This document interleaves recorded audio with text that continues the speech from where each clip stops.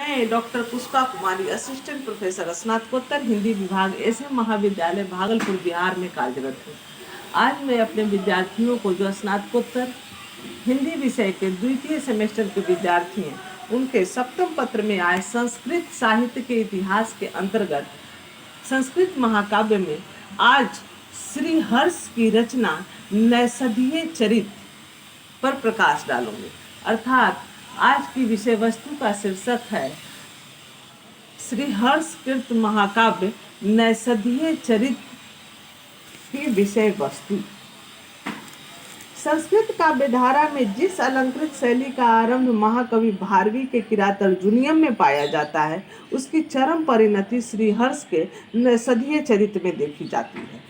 नैषधीय चरित में 22 सर्गों में नल दमयंती के प्रेम और विवाह की कथा सरस एवं मनोरम शैली में वर्णित है। उन दोनों के प्रथम मिलन की रात्रि के रम्य वर्णन के साथ ग्रंथ समाप्त होता है। इस प्रकार यह महाकाव्य बृहत्रय में बृहत्तम है। प्रेम एवं विवाह का वर्णन होने से इसका प्रधान रस श्रृंगार है। इस महाकाव्य का कथानक महाभारत के वन पर्व से गृहीत है। इस ग्रंथ के आरंभ में नल का परिचय, मृगया विहार और हंस के साथ उसका संवाद वर्णित है। नल का दमयंती विषयक अनुराग जानकर हंस दमयंती के पास जाता है और नल के ऐश्वर्य तथा सौंदर्य का वर्णन कर उस युवती के मन में उसके प्रति प्रेम उत्पन्न करता है। इसके बाद दमयंती का पूर्व राग वर्णित है। विवाह योग दमयंती के स्वयंवर का आयोजन राजा भीम करते हैं। इंद्र, वरुण, अग्नि और यम के दबाव पर नल उनका दूत बनकर दमयंती के पास जाता है और उन देवताओं के ऐश्वर्य का वर्णन कर उसके साथ विवाह करने का प्रस्ताव उस सुंदरी से करता है, किंतु दमयंती के हृदय में नल के अतिरिक्त किसी के लिए जगह ही नहीं है। स्वयंवर आरंभ होने पर वहां 5 नलों को देखकर दमयंती स्तब्ध रह जाती है। असली नल को पहचानने के लिए उसे व्याकुल देखकर देवगण अपना रूप प्रकट कर देते हैं। नल के साथ दमयंती का विवाह होता है। कुछ समय बाद नल पुष्कर नामक राजकुमार से जुए में सब कुछ हार जाता है।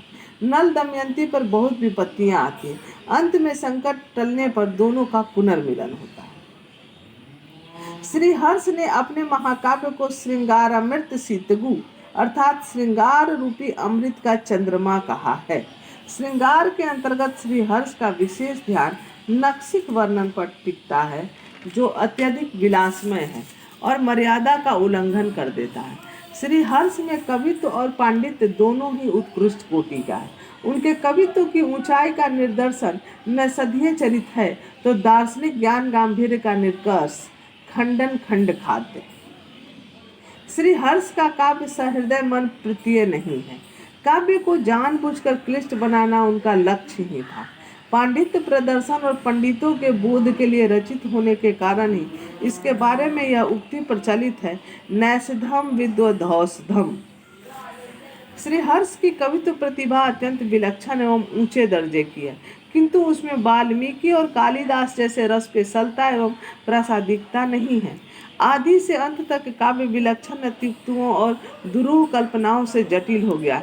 इतना होने पर भी नैषध के काव्योत्कर्ष का सम्यक विचार करने पर हम देखते हैं कि श्री हर्ष की कविता संस्कृत साहित्य की अनुपम वस्तु है। मधुर पद विन्यास और कल्पना की ऊंची उड़ान और प्रकृति के सजीव चित्रण में यह महाकाव्य जगत में अपनी सानी नहीं रखता। श्री हर्ष की आलोक सामान्य प्रतिभा से जाज्वल्यमान नैषध रूपी हीरक के सामने किरात अर्जुनीयम तथा शिशुपाल वध काव्यों की आभा फीकी पड़ जाती है। अतः ठीक ही कहा गया है, उदते नैषधे काव्य कह माघ क च भारवी। धन्यवाद।